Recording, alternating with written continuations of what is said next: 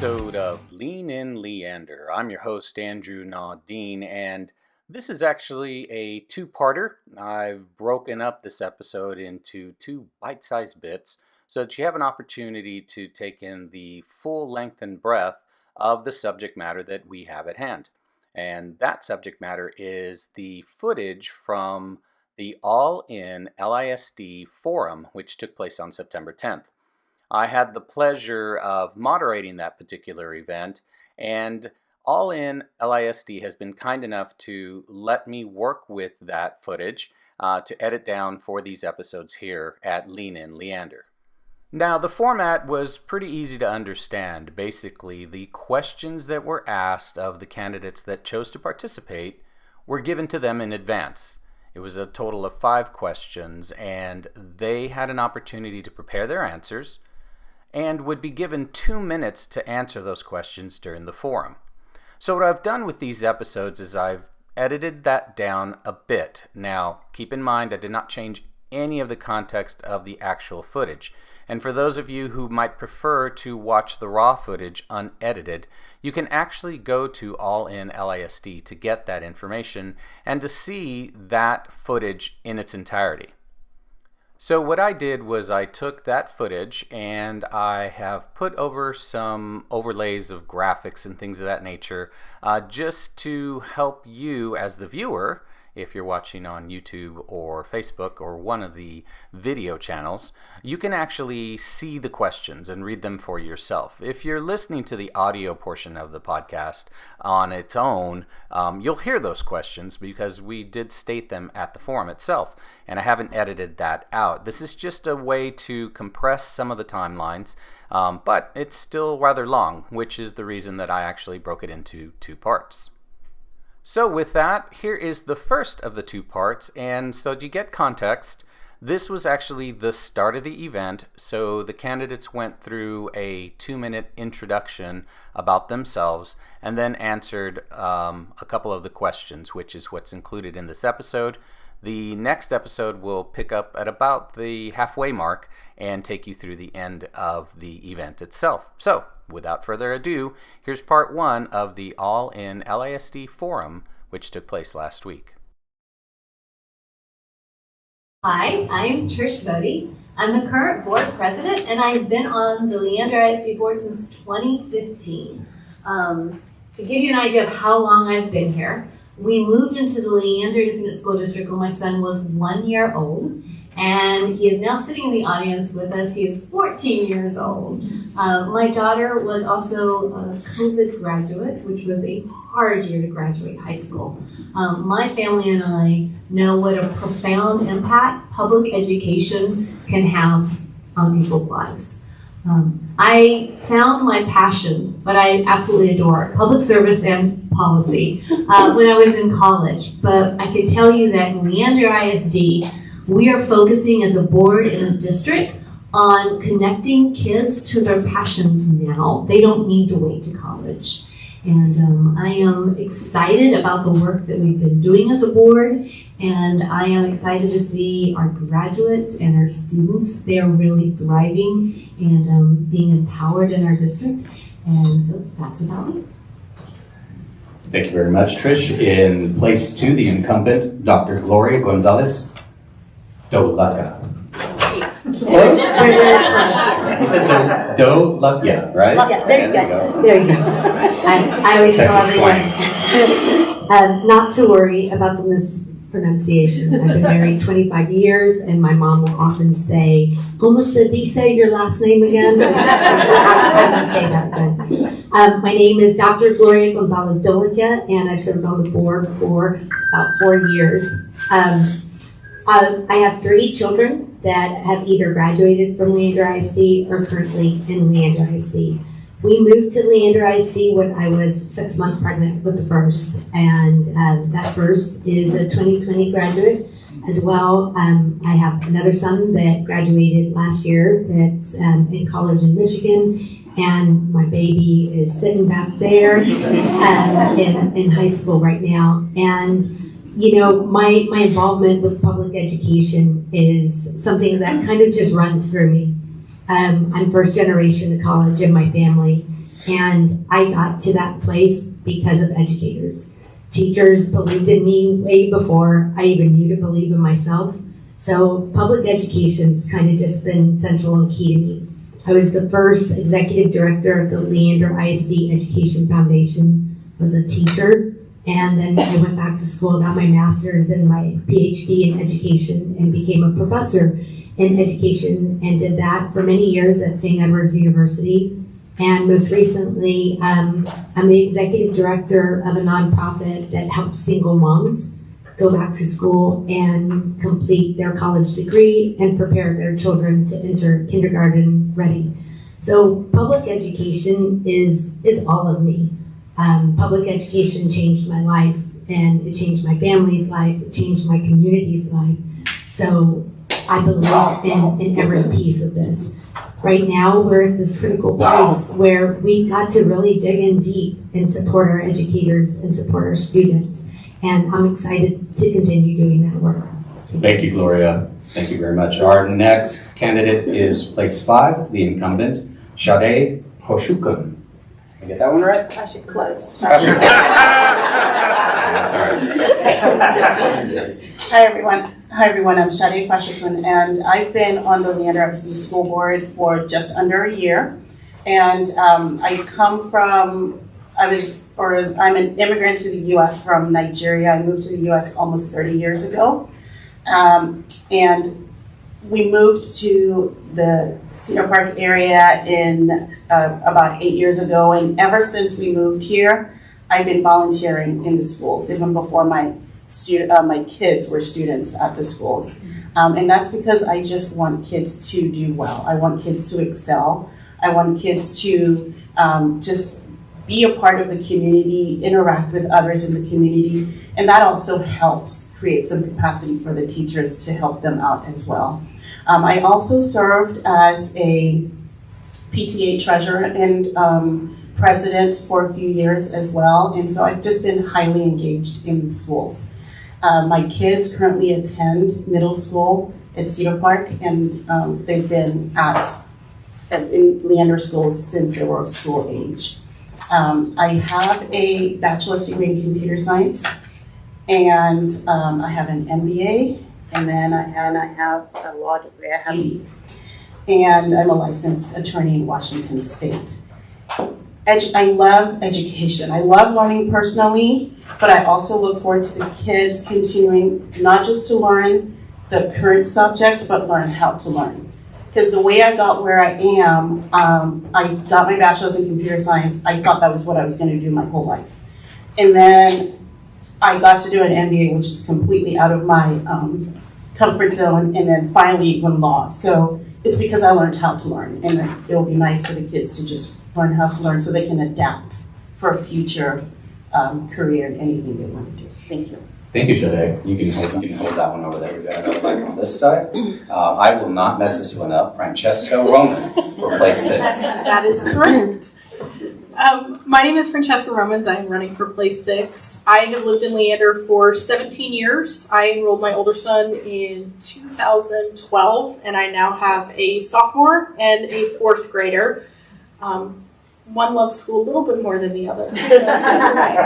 I currently am a crossing guard at the elementary school. I am a band mom. Go LHS. And I have served on a number of the committees at LHS. I was on the student health, or not LHS, LISD, I'm sorry. I was on the student health advisory committee. I was the chair for the mental health subcommittee. I serve on the bond oversight committee, and I did the community curriculum advisory committee, which was the book review, as everyone else probably knows it. I spent my entire career working for Texas Public Schools. I started working for a school law firm when I was in high school, actually. I got my job through the DECA program. I went to school from 8 to 12, and I went to work from 1 to 5. I went to Texas State for a couple of years, and then just ended up staying at that firm. I worked my way up from the receptionist, and I ended my career. I left last year to care for my children as a certified paralegal. So I love the policies. I love the procedures. I'm familiar with how Texas public schools work. And I loved my job. I loved every second of helping the school districts. My work was primarily concentrated in construction and public information, so those are two areas that I excel a little bit more in. But much like everyone else here, I'm a public education advocate. Our schools are vital for our communities. I've been really impressed with the work that the board has been doing, and I hope to further that work as a trustee. Thank you very much, Francesca. Next will be Alexis Grimes, place 7, incumbent. Did we mess up the order? Fine, guess however you want to say. Yes, I'm Alexis Grimes, and I am a mother of 2 boys. I had a graduate in 2018, and he was involved in band and IB, and my youngest son is a freshman at LHS this year and is varied as the programs that we offer. He is an ag, which makes him very young, and then also going to do golf in the future, so very varied interest. And so those interests and passions and programs that we offer got me interested in LISD and how we really offer those programs and those various things to engage our students in deeper learning. So that's very important to me. I also served on the Bond 2017 steering committee. I did financial leadership, LISD, all before I became interested in running as a trustee 4 years ago in order to gain that critical understanding of finance, school finances. Very complicated. And so as a homeowner and a property taxpayer, I was very interested in those things and our bond debt and structures and how we pay our teachers and those things. I was also raised by an educator, and she started in private school, went to public school, did not have the supports and tools that she really needed to do her job well, and so she went back to school and became a librarian and left public education to do that in the private sector. And I really want us to focus on not having educators leave and giving them the supports and the tools that they need to do their job well. And so I'm very committed to that for our teachers and our educators and making sure we have all the supports that they need in the classroom, outside the classroom. Thank you. Thank you, Alexis. Our final candidate is Joseph Borodo for place 7. All right, almost. That's someone else too. My name is Joseph Gordo, and I'm running for place 7. I just want to say first off, thank you guys for being here this morning. LISD serves tens of thousands of families, and LISD impacts hundreds of thousands of families across the entire district and all the different cities that it comprises. So thank you for taking the time to be here for that. I'm also really happy how many names there are to be messed up on this panel. I've been in Cedar Park for almost 10 years now, and watching the shifting diversity in our community has really warmed my heart. I'm also the son of immigrants. My mother grew up in Nuevo Laredo, Texas, in a dirt floor house. And through public education, when my family was able to move to the Texas side of the border, through public education was able to go into a career in education and end her career as a superintendent for actually Seguin ISD just down the road. So I grew up in board meetings. She went to night school and also had to go to these board meetings when she was a superintendent, and I got to sit in the back of the room and be very quiet. I'm raising 3 children with my lovely wife here we live here in Cedar Park. And when we first moved to the area, we were debating between Kyle and Cedar Park, and we chose Cedar Park because of Leander ISD. My oldest just had his first football game rained out on Wednesday at Cedar Park Middle. My middle son is at Westside Elementary, and my youngest, I will stop paying for her preschool next year. The reason I chose to serve is because I know the power of public education. I know how it has the potential to impact someone and change their lives, change every opportunity, and really fulfill the American dream of moving from poor to middle class. It unlocks everything that we have the opportunity to do here. And I talked way too long. Thank you, guys. All right, thank you. Okay, so what we will do, again, just to reiterate, is that we will move from place 1 to place 7 and then reverse the order for the second question. Okay, so question number 1. Leander ISD is one of the fastest growing school districts in the United States. As we have been increasing in both size and diversity, how would you characterize the current state of the district? This is question 1. In 2 minutes. And first of all, when I started, the adrenaline hit, and I thought, wow, I didn't even thank everybody. I didn't even know the time cards are going by. What did I say? So let me go ahead and say thank you all for being here. Thank you all in ISD for pulling this event together. I think anytime we get people together to dialogue, to discuss public education, our students win. So I hope this isn't the end of us continuing dialogue. That's so critical. The state of the district. I am so proud of the board work and the district work that has happened. Our superintendent gave a state of the district this summer, 2022. And that handout said we had 5,300 teachers, 41,000 students, and over 60 different languages spoken in households.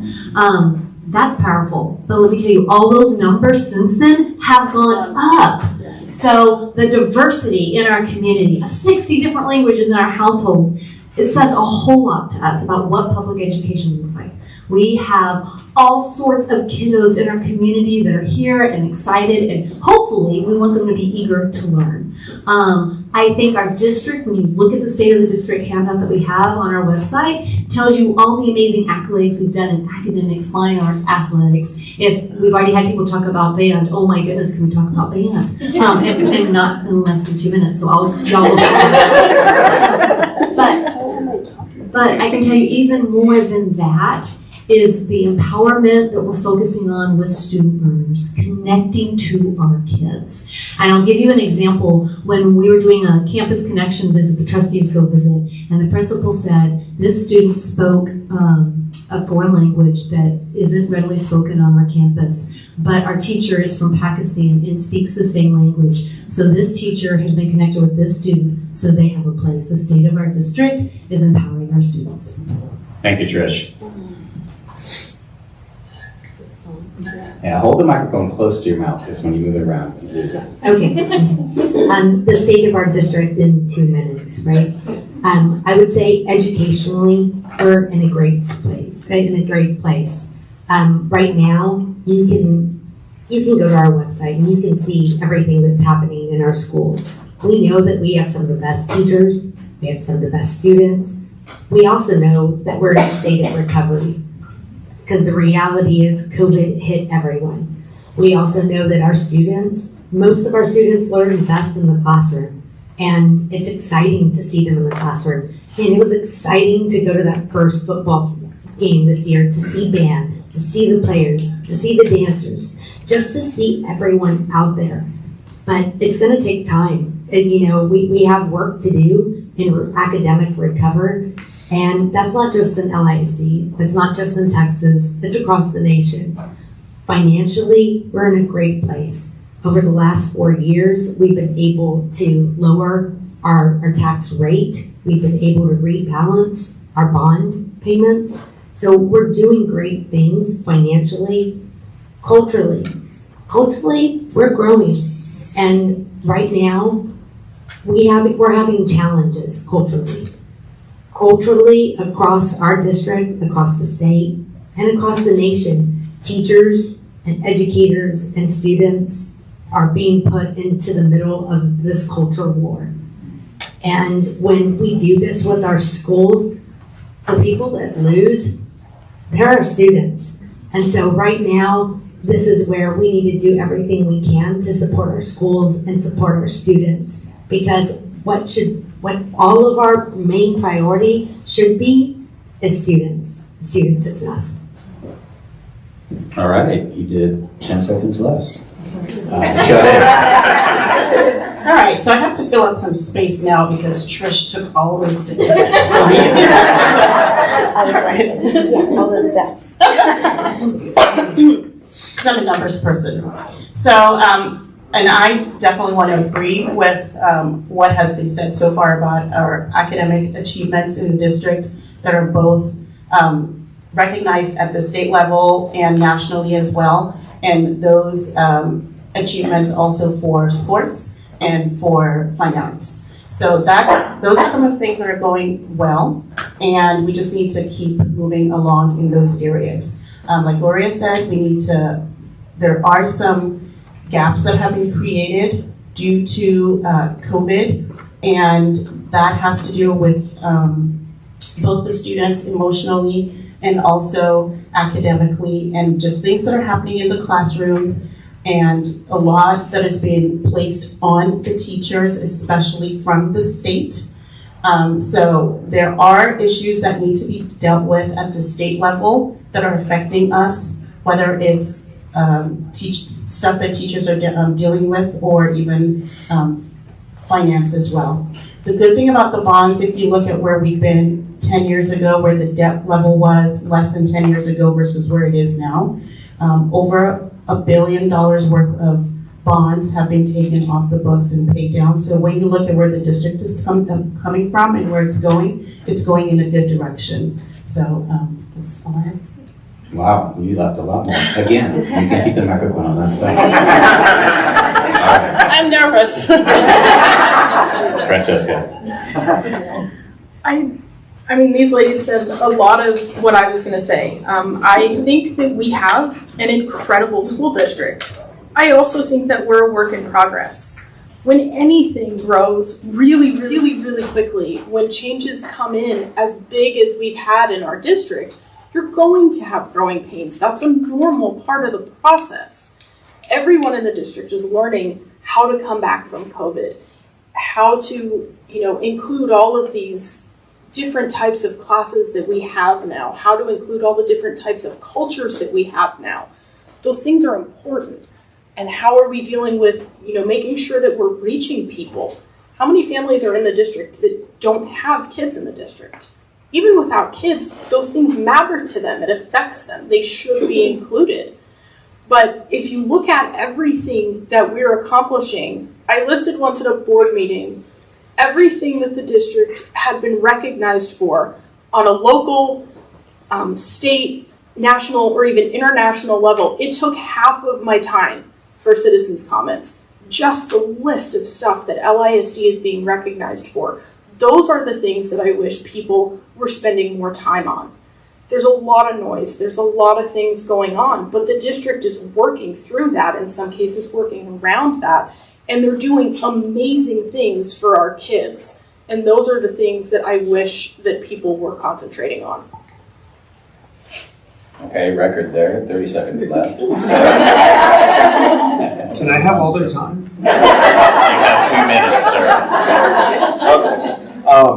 I mentioned earlier that my middle son goes to Westside Elementary, and their mascot is a rocket. And in thinking about the state of the district, I really started to see the district as kind of like a rocket that's on a launch pad. All the prep work is done, and we have a choice to make right now in this pivotal moment in our district's history, right? Do we pause and hold back the launch, or do we boldly step into that? Do we boldly embrace our LGBTQ kids? Do we boldly protect our librarians and access to books? Do we boldly address the challenges and needs of the district by financing the resources that our children need? Right? This is one of the fastest growing areas in the entire country. That means that, like some of my fellow candidates have mentioned, there's some challenges. So do we kind of shy back from them and try to fight that progress that we're making here as a district, as a community, or do we step into that and really embrace who we are and meet those challenges in a way that would make our children proud of what we're doing?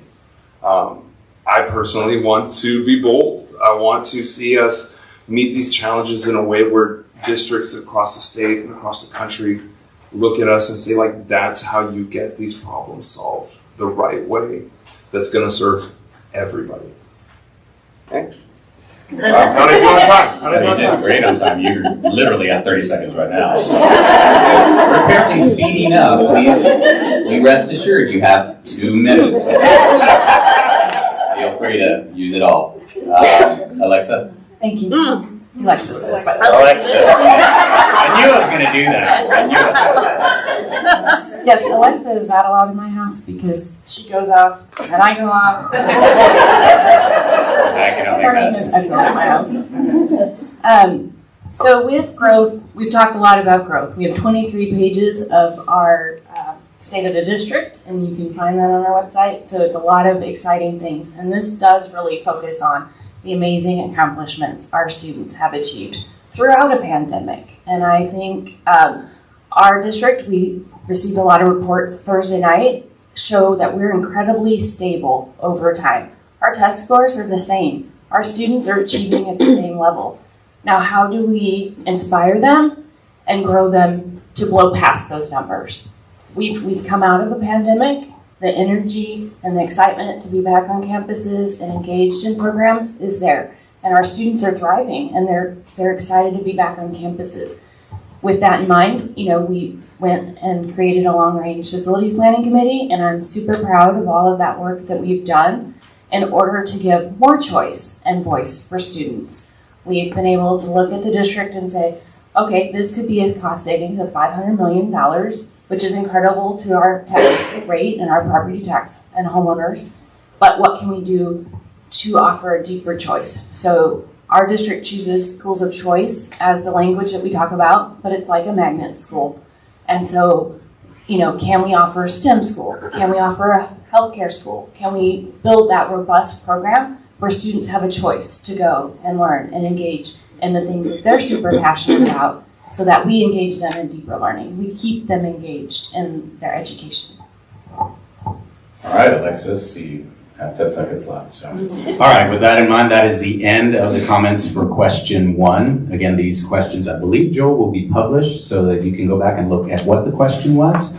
And when the recording is posted, you'll be able to see these answers in whole, okay? So let's move on. Alexis, you will be first on question 2.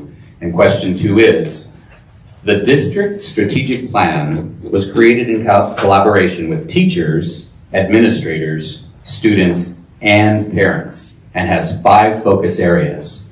Those 5 focus areas are empowered student learning, empowered staff, impactful family engagement, equitable access, safe and innovative learning environments, which I'm sure you are all familiar with.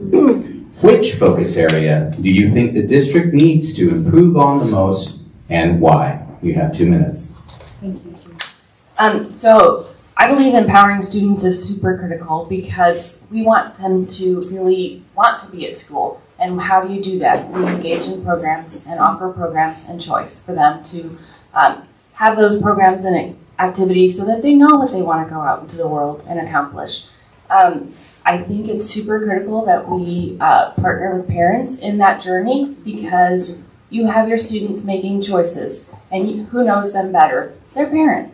And so to have community forums or open houses at transitional years is something I'm actively working on and really want to bring to the table, because when you have a kindergarten or going into kindergarten, that's a big change for the family, right? And so we want to have an open house for that. Or 5th grade to 6th grade, 7th, 8th grade to 9th grade. They're making choices and choosing classes that are going to impact their career and their endorsement and their areas of study. And so I think we should really partner with our families and give that understanding so that everyone understands the choices. And then also that we've worked really hard to push down some of those choices to middle school, so they have the opportunity to experience more things in their education and grow and realize, okay, well, maybe I did culinary in middle school, but that's not what I want to do in high school.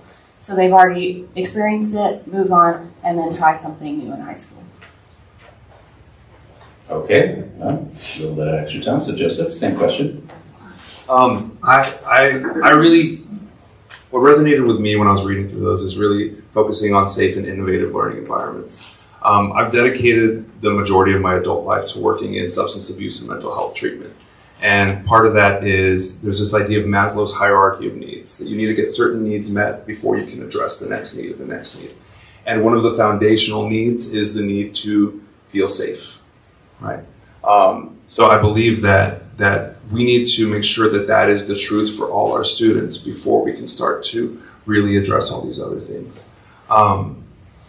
Now, when I talk about feeling safe, I'm not just talking about gun violence and stuff like that. But the reality is a lot of our students don't feel safe, either being who they are, expressing themselves the way they are, or just having different ideas. My 10-year-old, I keep on talking about him, but last week at school they were talking about what do we do if there's an active shooter, and they talked about we're going to go in the closet, you got to be real still and real quiet, and he's a little ADD and he's always fidgeting. And he went up to his teacher and asked, he's like, well, what happens if I can't stay still? What happens if I can't stay quiet? And that broke my heart. So I want to make sure that our kids don't feel like that. That we ensure that they all feel safe and loved and accepted for who they are and where they are. And then we can embrace all these other ideals to be able to help them achieve everything that they're going to be able to in their life. Thank you. Okay. Francesca? I'm an access person. The equitable access really jumped out at me. With my son's permission, I will use us as an example. I did talk to him about that I was going to talk about him today. I am a special needs parent. And my son, as a sophomore, has an unbelievable team of people working with him, helping him, watching out for him. But this is the first year we've had this whole team. Simply because even with my background, I didn't know all of the things that were available to him. I didn't know all of the services. I didn't know he would have a tracking teacher. I didn't know there was a class called SCSS until someone just mentioned it in passing and we were talking about it. They're incredible. We cannot make sure that we are giving our students equitable access if we're not making sure that everybody knows what is going on. Not everybody has Facebook. Not everybody has Twitter. Not everybody has email. What are we doing to get into these communities and talk to people and make sure that everybody knows these are the programs we have. These are the sports, the fine arts, all of it. We can't make sure that all of our students have access to the same things if they don't know they're happening. And our policies are part of that also. Alexis mentioned schools of choice earlier. Do we have policies for things like that that address how are kids going to get to places? What is their transportation going to look like? How are they going to spend their day? Is there going to be somebody there early if they have to get there early? All of these things that go in to making sure that all of our students have access. It starts with making sure people know it's there, and with making sure that our policies reflect our ability to make sure that everybody has what they need. You used your whole 2 minutes. I did. For me, it was impactful family engagement. I'm really about the community. When I first started my volunteer journey in the district and throughout, a lot of it had to do with involving the community or just going in as a community member, not necessarily as a parent. So whether you're a parent or a community member, I think that we do have a lot to resolve as coming back from COVID. And one of those ways is really invite a lot of our community members onto the campuses. Again, looking at the pictures yesterday from Grandparents' Day was very heartwarming to see people really eager to get back in. I started as a literacy partner, which is a community effort, and such programs can be expanded into areas of need. So if there is need in the area of math, they can be like a numeracy partners program or something that encourages people, not just volunteers or parents in the schools, because then you're going to have issues, but just the community as a whole trying to help in the schools, whether it's student behavior or academics. We need to get our community back together. Thank you, Sade. So the question was which of these, 5 focus areas, and I'm going to repeat the 5 focus areas for you. Empowered student learning, empowered staff, impactful family engagement, equitable access, safe and innovative learning environments. None of those operate in a silo. each and every one of those is foundational to the other. So that I struggled a lot with this one because none of those can operate in a silo. We can't have a single one of those core areas without the other. If I had to pick one, I would say it's empowered student learning, because every decision we make about teachers, about community, about safe environments, every decision, it needs to come back to students, because that's why we're here. This is why we're doing all this. It's our students. So I think we need to center around our students and think about, when we're sitting there at board meetings, thinking about how does this impact students, when we're looking at budgets, when we're looking at policy, when we're looking at safe schools, it always needs to come back. How does this impact our students? We learned a lot during COVID. We learned what didn't work, and we learned some things that could work differently. And one of the things that, that we're seeing right now are students saying, hey, what about me? What about my voice? There's a lot of adults here screaming about what I need. When are you going to hear my voice? And so when I say, if I had to pick one, it's empowered student learning, I want to make sure we're giving more opportunity for a student's voice. For students, let's listen to them, because they're telling us exactly what they need right now. Thank you, Gloria. Trish? So I agree. I had a challenge when I was like, pick one of your favorites. Are you kidding me? We've worked on strategic plan for so long as a board. I love them all. But I absolutely agree. Student empowerment. When you go back to the core beliefs the board adopted, students are at the heart of each and every decision we make. And that's where the focus needs to be. But since this amazing person over here took all her minutes talking about student empowerment, I'm going to pick one of the other ways to get to student empowerment. We have several in that strategic plan. I'm going to talk about family engagement. And I remember when I was first elected to the board in 2015, and a parent, I know you're going to be shocked by this, went to Facebook to complain about something that happened in the classroom. I know. And being a brand new trustee, I said, well, yeah, I'm going to come to the rescue. So I put on my Superwoman cape and I reached out to the parent. I said, hey, I heard you had this issue. Oh my goodness. What did the teacher say when you talked to them about it? And she said, oh, well, the teacher already fixed it. I just wanted to see what the rest of the community said. And I was thought, oh my goodness, right? How can we empower students if we get caught up with other stuff, other dialogue, other things to distract us of? Are we empowering our teachers? Did we make that connection with the teachers? Are we empowering the students? We can get distracted. Any one of us, I can get distracted. But what we want to keep doing is focusing on those kids. And if we have good family engagement, that means we are connecting parents, grandparents, our family into our classrooms, into the school. Then you know what's going on. You don't feel odd to call a teacher or call your librarian and ask them what's happening. Talk to people. Let's get that engagement going. And as Alexis started off, then parents will know, oh, these opportunities are available for my kid. Francesca talked about that. How do parents know what's available? Gloria mentioned all the great opportunities out there. I mean, this whole board, we've all talked about what's out there in our district. So if parents are able to connect and really help their kiddos and our community kiddos get to that next stage, y'all, the statistics say that our kids that graduate here, a majority of them are going to live here. We're working on our community. Thank you, Trish. Appreciate that. Okay, so everybody has 2 minutes. And as we get further along in this process, you're going to start forgetting that you have 2 minutes. So let's try to stay on track. I will say that Becky's doing an excellent job. Thank you, Becky, for keeping us on time. Since this is 2 minutes, you now know exactly how long to brush your teeth every day. Okay, so we're going to move on to question 3. And now we're going to delve into the 2 proposition items. So we will start with Proposition A. Proposition A is an attendance credit election, or ACE, which authorizes the method for LISD to make required recapture payments to the state.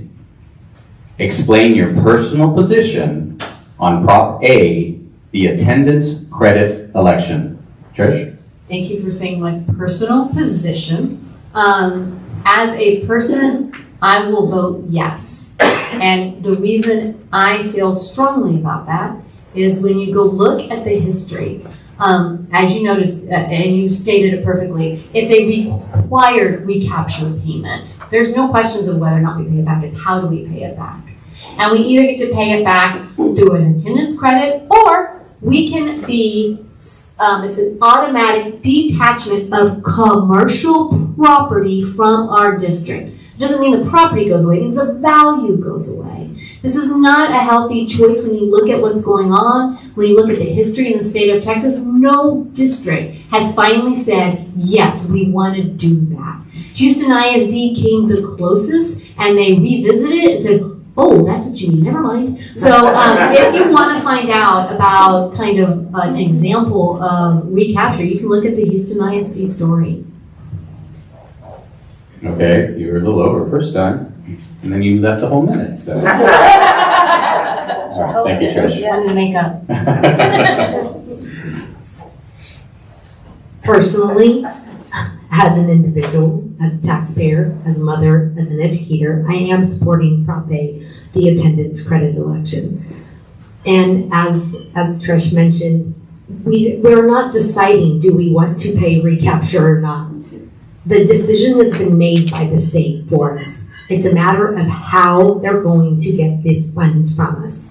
So, I could talk a lot about the arbitrary language and the language that's going to be on the ballot. And that's something that we need to address at a state level. And this is why we also need to elect school board trustees who are going to advocate during our legislative sessions for a public education funding system that works.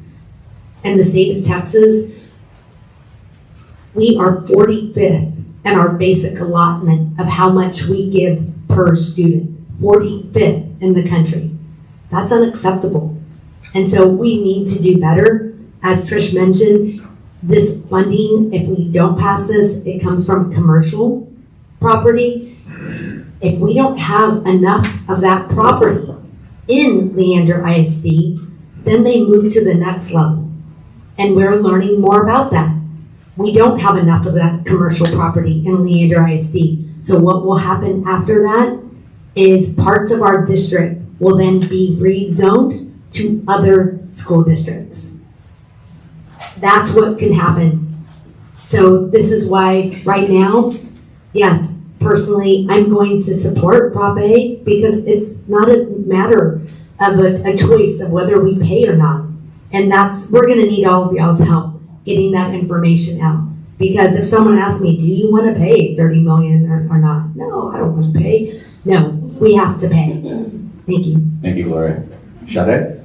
All right, thank you. So, like Gloria said, this is about how we pay recapture. So recapture or Robin Hood is the state law that requires that we as a property-rich district pay some funds back to the state, and it's supposed to be for the benefit of property-poor districts.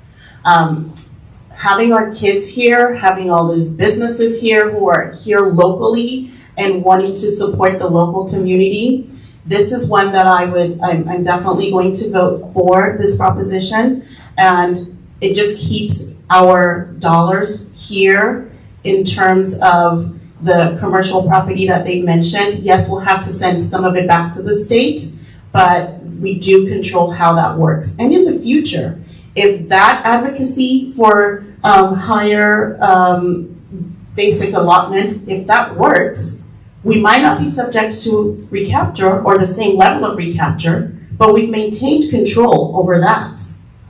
As opposed to letting the state now permanently take property away from us and just turn everything upside down. So I'm voting yes for it, voting for Prop A, and I encourage everybody to do the same. Thank you. All right. Francesca, same question. I will also personally be supporting the A selection. Like everyone else has said, this is not an option for our district. It is a legislative mandate. We are required to pay the state. To add some background to what Trish was talking about with Houston ISD, you actually get a chance to vote again after the initial vote. So they voted no to ACE the first time, and then the state came in and showed them what was going to happen. Houston ISD's estimated recapture payment was $77 million. The property that the state came in, and immediately, there's not like a waiting period, you don't get a few years, they came in immediately and showed Houston ISD the property that was going to be detached from their district, the worth of which was $8 billion. I don't understand the math either, that's just how they work. But we don't need that. We need to keep our property here, so like Sade said, so that we can keep local control of that and so that our students are benefiting from it. Because the state's going to get it either way. If we want to stop paying recapture altogether, then we need to do some more advocating at the state level because that's where this is coming from. Thank you. Joseph? Again, like everyone else has said, I personally will be voting yes on Prop A. As Gloria mentioned, right, do I want to give away $32 million or not really? You know? But as a person in long-term recovery, there's a term we use, it's high-class problems. You know, I'm glad to be in a district where you know, we do have this problem. Growing up, I was in a district that was on the receiving end of Robin Hood, and this is a better problem to have. So it's a pretty easy one for me to just say that yes, you know, I will be voting yes for the ACE, and I encourage everyone to also do the same. So I'm not going to go into the explanation. Trish, Gloria, they did an excellent job explaining it. There's also a state-mandated audit that goes with this election, and so that was presented to us on Thursday night. And the comparable districts are interesting because they all have fewer students than us, more socioeconomic than us, but less sped students than us. And they also have a different makeup of commercial property versus homeowners and where the tax burden lies. So I want to just present that to you tonight. So 72% of our per student funding is based on local M&O. So $6,703 is maintenance and operation funds, which is your tax dollar. That's your property tax dollar funding students.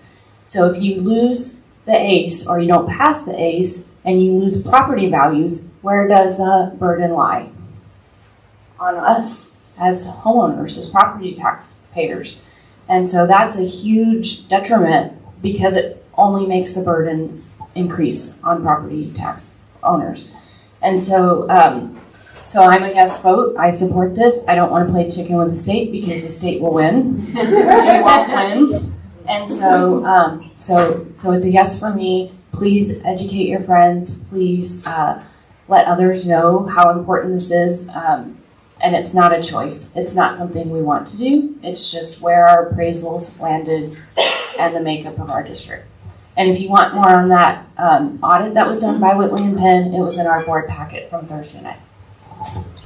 That's where Thank we'll you very wrap this much. one up. That was approximately the midway point of the forum, and so that will be where we wrap up part one of this two-part episode of Lean and Leander. Again, I want to thank All In LISD for allowing me to take the footage and edit it in this manner, and also for allowing me to make this particular offer to the candidates that did not participate in the forum. If you are interested in answering these very same questions in the same 2-minute format, I'm happy to put together an episode with you here on Lean and Leander. Feel free to reach out to me and we'll work out the logistics. Otherwise, thank you very, very much for sitting with me again and watching and listening to this particular forum and this particular subject matter. I think it's something that's really, really important to our community at large, and certainly trying to do my part to help you guys understand what some of those issues are. So thank you again for listening to the podcast, and please feel free to distribute this to your friends and neighbors. Let them know that there is a podcast that focuses on Leander. It's meant to help people understand what's going on in the city. So thank you again for your time. I'll see you on the next episode.